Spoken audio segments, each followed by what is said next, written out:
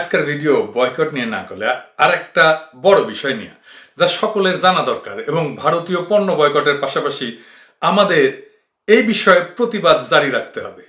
হাসিনা সরকারের মাধ্যমে ইন্ডিয়া আমাদের সন্তানদের সিলেবাসে কি ধরনের পরিবর্তন আনছে এবং আমাদের শিশুদের মনে ইতিহাসের অসত্য বয়ানের মাধ্যমে কিভাবে অখণ্ড ভারতের চিত্র আর সেই সাথে ইসলাম বিদ্বেষ সুনিপুণভাবে ঢুকায় দেওয়ার পরিকল্পনা করছে, কিভাবে করছে সেইটা আমরা বই ধরে ধরে চ্যাপ্টার ধরে ধরে আলাপ করব। আজকে হবে প্রথম পর্ব। আমরা এরকম 7টা পর্ব করব। আমরা ইতিহাস এবং সামাজিক বিজ্ঞান বইয়ের ইতিহাসের বয়ানের মৌলিক সমস্যাগুলো কি আছে সেইগুলো দেখব ক্লাস 6 থেকে একে একে দেখাই দেব। আমার হেটাররা অবশ্য বলতে পারে যে আপনি ইতিহাস নিয়ে পড়লেন কেন, আপনি ইতিহাসের কি জানেন। আমি কিন্তু মূলত ইতিহাসেরই লেখক। ইতিহাসের বই আমার 4টা। প্রাচীন বাংলার ইতিহাস নিয়ে শিশু কিশোরদের জন্য বই লিখছি বাংলায় এবং ইংরেজিতে, এই 2টা বই। তাই এই বিষয় নিয়ে আমার বলার মতো প্রস্তুতি আর পড়াশোনা আছে। আর আমি আলাপের সময় তো রেফারেন্স দেবই, আপনারা যে কেউ চাইলে ক্রস চেক করে দেখতে পারবেন। যাদের সন্তানেরা ক্লাস 6 থেকে স্কুলে পড়তেছে তারা অবশ্যই দেখবেন। যারা ক্লাস 6 থেকে ছাত্রদের পড়াবেন স্কুলে তারাও দেখবেন। আপনার সন্তানদের আমার ভিডিওগুলো দেখাবেন যেন তারা নিজেরাই ভুলগুলো ধরতে পারে। ক্লাসে যখন এই বই পড়ানো হবে তখন আপনার সন্তান যেন মিথ্যা বয়ানকে চ্যালেঞ্জ করতে পারে। আমরা মোট 7টা বড় ধরনের সমস্যা আপনাদের সামনে তুলে ধরব, আজকে একটা। আর সেই সমস্যাগুলো কিভাবে আমাদের ভবিষ্যৎ প্রজন্মকে ভারতীয় আধিপত্যকে বিনা প্রশ্নে মাইনে নিতে সাহায্য করবে সেটা দেখাবো। আমরা এটা দেখাবো যে আমাদের কিভাবে চাপা মাইট দেওয়া হইতেছে। দেখবেন একই কথা প্রত্যেক ক্লাসে বারবার বলা হচ্ছে, যেন সেই মিথ্যা বয়ান শুনতে শুনতে বারে বারে সেটাকেই সত্য বলে ধরে নিতে বাধ্য হয় আমাদের সন্তানেরা। এবার আসেন প্রথম সমস্যা নিয়ে, অখণ্ড ভারতের কল্পিত বয়ান এবং বাংলা ভূখণ্ডকে বারবার ভারতের অংশ হিসাবে দেখানোর চেষ্টা। আসেন শুরু করা যাক। ইতিহাসে কোনো কালেই ভারতবর্ষ বা অবিভক্ত ভারত বা অখণ্ড ভারত বলে কিছু ছিল না। এটা একটা কাল্পনিক নির্মাণ। এই কাল্পনিক নির্মাণ যারা করছিল তাদের উদ্দেশ্য ছিল একটা বিশাল সাম্রাজ্যের শাসক হওয়া। কিন্তু দুর্ভাগ্য হচ্ছে ইতিহাসের এইরকম একটা মিথ্যা অগ্রহণযোগ্য তাত্ত্বিক ফ্রেমিং এর মধ্যে বাংলাদেশের স্কুলের বই রচনা করা হয়েছে। এই বয়ানটার উৎপত্তিস্থল কোথায়? এর জনক হতেছেন সাভারকার, যাকে হিন্দু ইতিহাস তত্ত্বের জনক হিসেবে অভিহিত করা হয়। একাডেমিয়াতে এই ধারণাকে হিন্দুত্ব বা হিন্দুত্ববাদ বা হিন্দু জাতীয়তাবাদী রাজনীতি বলে পরিচিত করানো হয়। মোদির যেই রাজনীতি, বিজেপির যেই রাজনীতি, আরএসএস এর যেই রাজনীতি, এটা সূত্রপাত হয় ব্রিটিশ আমলে। এর আগে কেউ এই ধারণার সাথে পরিচিত ছিল না। অখণ্ড ভারত বা হিন্দুত্ব হইতেছে হিন্দু ধর্মাবলম্বী ভূগোল ভিত্তিক একটা রাজনৈতিক মতবাদ, যার মূল কথা হলো দক্ষিণ এশিয়ার দেশসমূহ যেমন ভারত, পাকিস্তান, বাংলাদেশ, শ্রীলঙ্কা, নেপাল, ভুটান, আফগানিস্তান একটা অখণ্ড প্রাচীন ভূখণ্ড বা ভারতবর্ষ, যা হিন্দুদের পবিত্র ভূমি বা হিন্দু সভ্যতার সূতিকাগার ছিল। এই বয়ানের অনুসারীরা এই ধারণা প্রতিষ্ঠিত করতে চায় যে মুসলমানদের সঙ্গে মানে মুসলিম লীগের সঙ্গে খ্রিস্টানদের মানে ব্রিটিশ সরকারের আতাত এবং ভারতীয় কংগ্রেসের আপোষকামিতার ফল হইল 1947 সালে এই ভূখণ্ড খণ্ডিত হয়ে যাওয়া। বর্তমানে যে ভারত সেটা তাদের কাছে খণ্ডিত ভারত। ধাপে ধাপে এই ভূমি পুনরুদ্ধার করে অখণ্ড হিন্দু রাষ্ট্র প্রতিষ্ঠা করাই হচ্ছে তাদের অভিষ্ট লক্ষ্য। এই মতবাদ অনুযায়ী খ্রিস্টান এবং মুসলমানরা হলো বহিরাগত এবং আক্রমণকারী, কিন্তু একই কারণে তারা আর্যদের আবার বহিরাগত বলতে নারাজ, কারণ আর্যদের থেকে হিন্দু সভ্যতার মূল রসদ গ্রহণ করছে।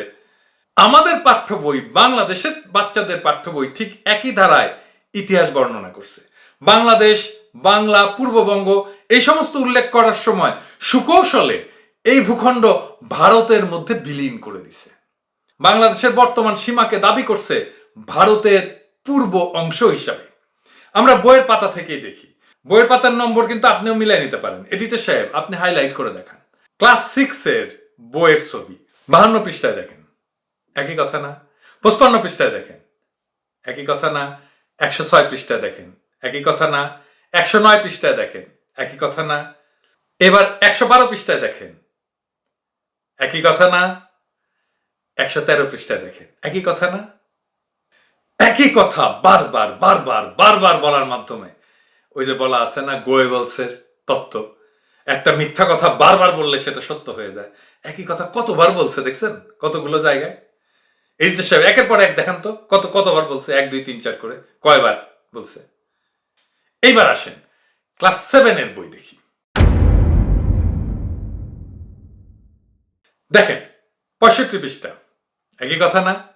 দেখেন 66 পৃষ্ঠা, একই কথা না? 69 পৃষ্ঠা, একই কথা না? 70 পৃষ্ঠা, একই কথা না? 71 পৃষ্ঠা, একই কথা না? এইবার দেখেন ক্লাস 9 এর বই দেখি। 28 পৃষ্ঠা, একই কথা না? 90 পৃষ্ঠা, একই কথা না? 93 পৃষ্ঠা, একই কথা না? 100 পৃষ্ঠা, একই কথা না? 101 পৃষ্ঠা, একই কথা না? 103 পৃষ্ঠা, একই কথা না? কিভাবে বর্ণনা করা হয়েছে আমরা দেখলাম। প্রাচীন ইতিহাস বর্ণনা করা হয়েছে বাংলা অঞ্চল নামের একটা কল্পিত ভূখণ্ডের, যার কোনো সুনির্দিষ্ট সীমানা নাই। আমরা বইয়ের আবার পৃষ্ঠা থেকে আবার পড়ে দেখি। ক্লাস 6 এর 51 পৃষ্ঠা লেখা হয়েছে, এই বাংলা অঞ্চল আর আমাদের বর্তমান বাংলাদেশ কিন্তু এক না, বলে দিচ্ছে। কিন্তু বাংলা অঞ্চলের পূর্ব অংশে আমরা বাস করি। আবার এই কল্পিত বাংলা অঞ্চলকে প্রতিস্থাপন করা হয়েছে কল্পিত সে অখণ্ড ভারতের পূর্বাংশে, অর্থাৎ এই কল্পিত বাংলা অঞ্চল আদতে ভারতবর্ষের অংশ। ক্লাস 6 এর বইয়ে 52 পৃষ্ঠায় লেখা হয়েছে, বাংলা অঞ্চল ভৌগোলিক ও ঐতিহাসিকভাবে প্রাচীন ভারতবর্ষের পূর্ব অংশ। একই কথা প্রত্যেক ক্লাসে বলা হয়েছে না? ক্লাস 7 এর 65 পৃষ্ঠা বলা হয়েছে কিভাবে অখণ্ড ভারত থেকে কালক্রমে বাংলা নামের ভূখণ্ডের উৎপত্তি হয়েছিল। দেখেন কি লেখছে, ভারতবর্ষের পূর্বাংশে অবস্থিত বাংলা অঞ্চল, এই অঞ্চলে প্রাচীন বঙ্গ জনপদ থেকে ধীরে ধীরে বঙ্গাল, তারপরে বাংলা এবং 18 শতক থেকে বেঙ্গল নামে পরিচিতি গড়ে উঠেছে। পুরো পাঠ্য বই জুড়ে যে মানচিত্রগুলো দেওয়া হয়েছে না, সেখানে বর্তমান ভারত, পাকিস্তান, বাংলাদেশকে একটা একক ভূখণ্ড হিসেবে উপস্থাপন করে দেওয়া হয়েছে। তার ভেতরে বাংলাদেশ, বাংলা অঞ্চলকে নির্দেশ করা হয়েছে যাতে করে শিশুর মানসপটে এটা ঐতিহাসিকভাবে একটা অখণ্ড ভূখণ্ড হিসেবে গাইথা থাকে। ক্লাস 6 এর বইতে 66 পৃষ্ঠায় খুব স্পষ্টভাবে বাংলাদেশের প্রাচীন ভৌগোলিক পরিচয়টা দেওয়া হয়েছে এইভাবে। ইতিহাসের আলোকে আমাদের অবশ্যই মনে রাখতে হবে, প্রাচীনকালে যে ভূখণ্ড ভারতবর্ষ নামে পরিচিত ছিল, সেই ভূখণ্ড এখন দক্ষিণ এশিয়া বা ভারতীয় উপমহাদেশ নামে পরিচিত। দেখছেন তো, অখণ্ড ভারত। দক্ষিণ এশিয়ায় কয়টা রাষ্ট্র? 8টা রাষ্ট্র, আফগানিস্তান, পাকিস্তান, ভারত, শ্রীলঙ্কা, বাংলাদেশ, নেপাল, ভুটান এবং মালদ্বীপ। অর্থাৎ একটা বিস্তীর্ণ ভূখণ্ডকে পরিচয় করে দেওয়া হচ্ছে কল্পিত অখণ্ড ভারতবর্ষ হিসাবে, যার কোনো ঐতিহাসিক ভিত্তি নাই। এবং আজকের স্বাধীন সার্বভৌম বাংলাদেশ আদতে ছিল এই কল্পিত অখণ্ড ভারতের একটা অবিচ্ছেদ্য অংশ। কি সর্বনাশের কথা! ক্লাস 6, ক্লাস 7, ক্লাস 9 পর্যন্ত যে ইতিহাস এবং সামাজিক বিজ্ঞান বইয়ের ইতিহাস লেখা হয়েছে, তাই অখণ্ড ভারত বয়ানকে ভিত্তি করে লেখা হয়েছে। খুবই কৌশলে লেখা হইলেও বাংলাদেশের প্রাচীন ইতিহাসের যাদের ন্যূনতম ধারণা আছে তারা বিষয়টা ধরে ফেলতে পারবেন। দেখেন, যতবার বাংলাদেশ ভূখণ্ডকে পরিচয় করায় দেওয়া হচ্ছে ততবারই বলা হচ্ছে ভারতের পূর্বাঞ্চল। এডিটর সাহেব আবার দেখান। যতবার বাংলাদেশ বলা হচ্ছে ততবার বলা হচ্ছে ভারতের পূর্বাঞ্চল, ভারতের পূর্বাংশ, যেন ঐতিহাসিকভাবে বাংলা ভারতেরই অংশ। অথচ ইতিহাসে কখনোই বাংলা একক ভারতের কোনো অঞ্চল ছিল না। তাহলে সঠিক ইতিহাস কি ছিল? ইতিহাসের নিরিখে অখণ্ড ভারত একটা কল্পিত ভূখণ্ড, যা ইতিহাসের কোনো কালপর্বেই এক এবং অখণ্ড ছিল না। বিশেষত ঐতিহাসিক কালপর্ব ধরেন খ্রিস্টপূর্বাব্দ 500 শতক থেকে 1800 শতক সময়কালের ভেতরে ভারতের যে ভূখণ্ড, সেই ভূখণ্ডটাই কখনো একক শাসনাধীনে থাকার প্রমাণ পাওয়া যায় না। মৌর্য আমল থেকে মোগল আমল পর্যন্ত প্রায় 2000 বছরের ভারতীয় ইতিহাসে মোগলদের সাম্রাজ্য ছিল সবচেয়ে বড়, বিস্তৃত, অর্থনৈতিকভাবে শক্তিশালী। মোগল সম্রাট আওরঙ্গজেবের শাসনামলে ভারতের জিডিপি ছিল পৃথিবীর মাঝে সর্বোচ্চ। অখণ্ড ভারতের কল্পিত সীমানা সেই মোগলদের সময়ও ছিল না। এমনকি সম্রাট অশোকের সময়ও এর অস্তিত্ব পাওয়া যায় না। মহাত্মা গান্ধীর খুব ঘনিষ্ঠ ছিলেন ভারতীয় লেখক ভবানী প্রসাদ চট্টোপাধ্যায়। উনি বলছেন, পাকিস্তান সৃষ্টিকে দেশ বিভাগ বলে ইতিহাসে বিবৃত করা হয়েছে, এর কারণে কোনো ব্যর্থতা বোধকতা নেই। এটি জানা সত্য যে আসমুদ্র হিমাচল ভারতবর্ষ কোনোদিনই একটি রাষ্ট্ররূপে বিরাজ করেনি। এই দেশ বিভিন্ন সময়ে ভিন্ন ভিন্ন সম্রাট অথবা বাদশার শাসনাধীন হয়েছে। তাদের রাষ্ট্রের পরিধি সকল ক্ষেত্রে এক থাকেনি, কখনো তা বিস্তৃত হয়েছে, কখনো বা সংকুচিত। আর এই অখণ্ড ভারতের এই মিথ্যা জিগির কখন শুরু হয়েছিল জানেন? ইংরেজ আমলে 1800 শতকে, এবং কোন হিন্দু শুরু করে নাই, জেমস মিল নামে ইংরেজ ভদ্রলোক শুরু করছেন এই ধারণাকে ফুলায় ফাঁপায় প্রচার করা শুরু করেন হিন্দুদের ভেতরে, যেন হিন্দুদের ভেতরে একটা আলাদা সাজাত্যবোধ তৈরি হয়। এর আগে এই অখণ্ড ভারতীয় ধারণার কথা কেউ বলেনি। ডক্টর গৌতম নিয়োগী উনি বলছেন যে হিন্দু জাতীয়তাবাদের সময়ের প্রয়োজন ছিল হয়তো সাজাত্যবোধ জাগ্রত করার জন্য, কিন্তু তাতে এক ধরনের হিন্দু সাম্প্রদায়িকতার সৃষ্টি হয়েছিল। এই শতাব্দীর গোড়া থেকে ইতিহাসের ছাত্রছাত্রীরা প্রাচীন ভারতকে হিন্দু ভারত বলেই মেনে এলেন। পরবর্তী সময়ে এই সাভারকার এই ধারণাকে চরম রাজনৈতিক রূপ প্রদান করল। মৌর্য সাম্রাজ্য, সম্রাট অশোকের আমল দেখেন, ব্রিটানিকার মানচিত্রে ব্রিটিশ শাসনের যুগে ভারতের খণ্ড খণ্ড অবস্থান, কখনোই ভারত অখণ্ড ছিল না। এখন প্রশ্ন হচ্ছে, বাংলা কি ভারতের অন্তর্ভুক্ত ছিল? না, সেটাও ছিল না, কোনো কালেই ছিল না। স্কুলের বইয়ে ইতিহাসের যে নতুন বয়ান প্রচলন করা হয়েছে, সেইখানে এই ভূখণ্ডের মানুষ হাজার হাজার বছর ধরে ইতিহাসের যে স্বাধীন এবং স্বতন্ত্র ধারা তৈরি করছিল সেটাকে নাই করে দেওয়া হয়েছে। অর্থাৎ আদিকাল থেকে বর্তমান বাংলাদেশ নামের এই ভূখণ্ডের অধিবাসীদের স্বতন্ত্র অস্তিত্বকে আড়াল করে মূল ফোকাসটা করা হয়েছে কিভাবে একটি অখণ্ড ভারতীয় সত্তা থেকে 1971 সালে স্বাধীন বাংলাদেশের জন্ম হয়েছে। ইতিহাস বর্ণনার এই ধারাকে বলা যায় বাংলাদেশের প্রাচীন ইতিহাসের ভারতীয়করণ প্রকল্প হিসাবে।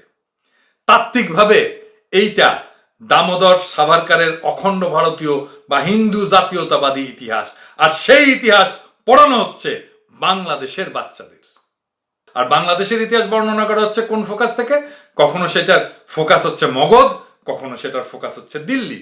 তবে ইতিহাসের নানা পর্বে প্রাচীন বাংলাদেশের মানুষ উত্তর ভারতীয় শাসকদের কাছ থেকে নিজেদের স্বাধীন সত্তাকে আলাদা রাখতে সমর্থ হয়েছিল বলে নানা প্রত্নতাত্ত্বিক সূত্রে কিন্তু জানা যায়। সম্ভবত এই এলাকার নিচু জলাভূমি, অসংখ্য নদী নালা, উষ্ণ জলবায়ু, বৃষ্টিপাত, মশা প্রভৃতি প্রাকৃতিক সুরক্ষা হিসেবে কাজ করছিল, যেই কারণে এইখানে বহিঃশত্রুর আক্রমণ কিংবা উত্তর ভারতীয় শাসকদের প্রভাব বিস্তারের আকাঙ্ক্ষা জয় বাংলা হয়ে গেছিল।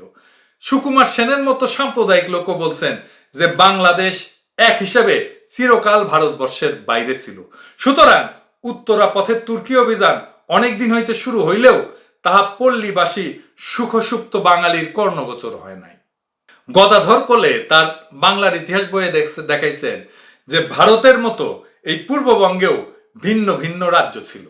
এই অঞ্চলটা কখনোই প্রাচীনকালে অখণ্ড ভারতের অধীনে শাসিত হতো না। যেমন ময়মনসিংহ অঞ্চল, ভোগ বেতাল রাজ্য নামে প্রাচীন ক্ষত্রিয় রাজ্য ছিল। শ্রীহট্টে মানে সিলেট ছিল আলাদা ক্ষত্রিয় রাজ্য। এছাড়া বিভিন্ন সময় বিভিন্ন অঞ্চল ভিন্ন ভিন্ন বৌদ্ধ রাজাদের দিয়ে শাসিত হয়েছে। এছাড়া বাংলায় বিভিন্ন সময় বিভিন্ন জায়গায় সামন্ত রাজ্য ছিল, এগুলো আলাদা আলাদা অঞ্চলকে শাসন করত। প্রাচীন বাংলার মানচিত্রই প্রমাণ করছে যে বাংলা আলাদা আলাদা জনপদে বিভক্ত ছিল।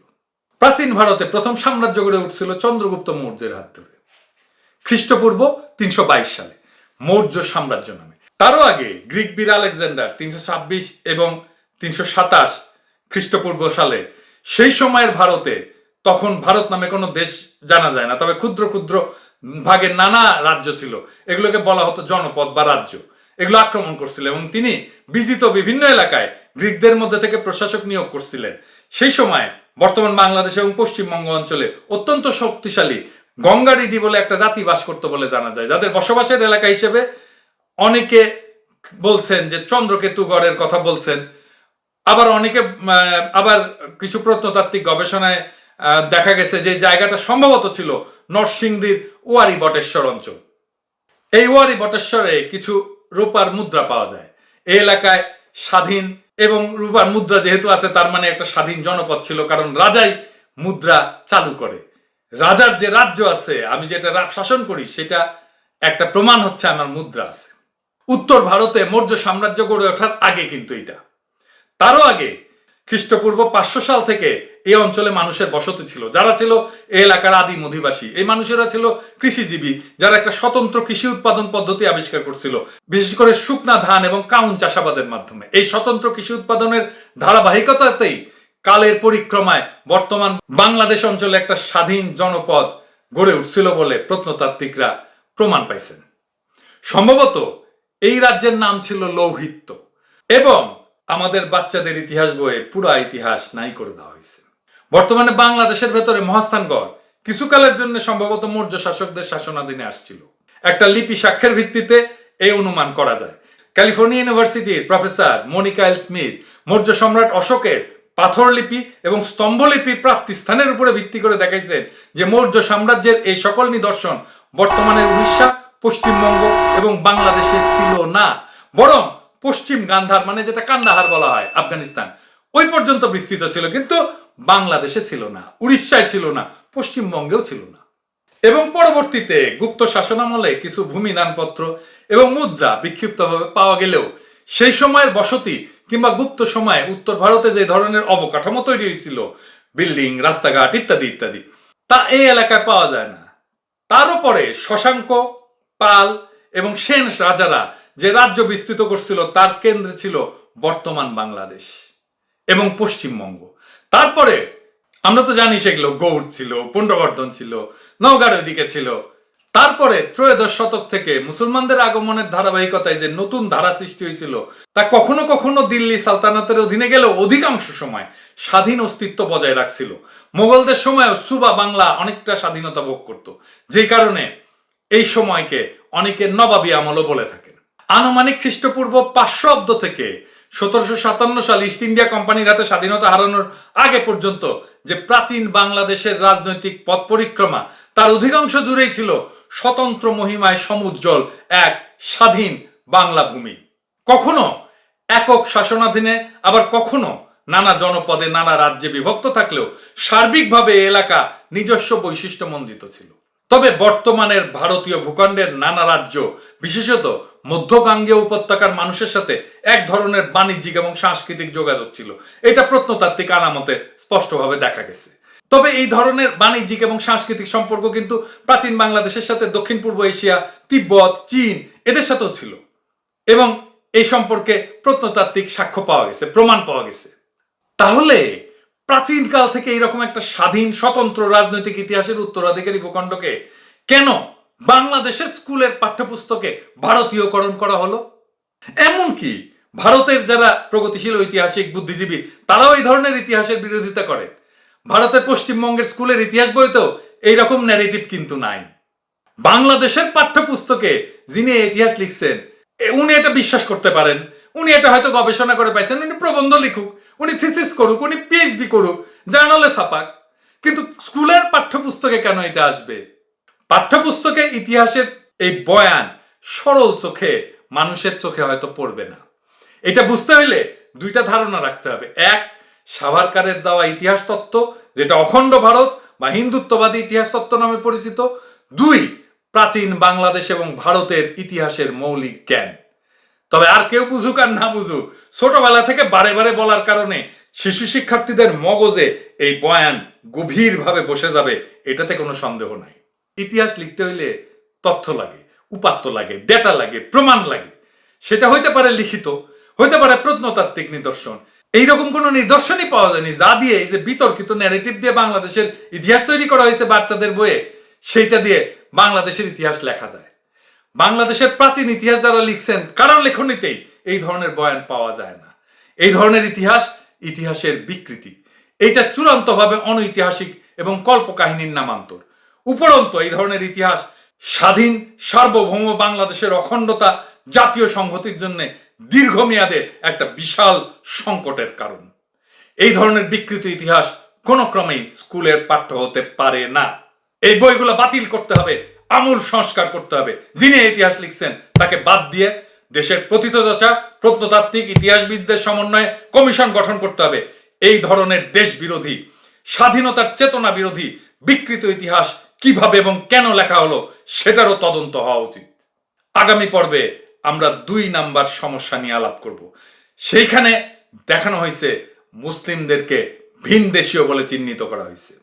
আজকের ভিডিও শুধু দেখলেই হবে না, এটা শেয়ার করবেন তাদের কাছে যাদের সন্তানেরা স্কুলে পড়তেছেন। আমি একটা কথা বারবার বলি, আমাদের স্বাধীনতা, সার্বভৌমত্ব, আঞ্চলিক অখণ্ডতা এইটা হুমকির মুখে।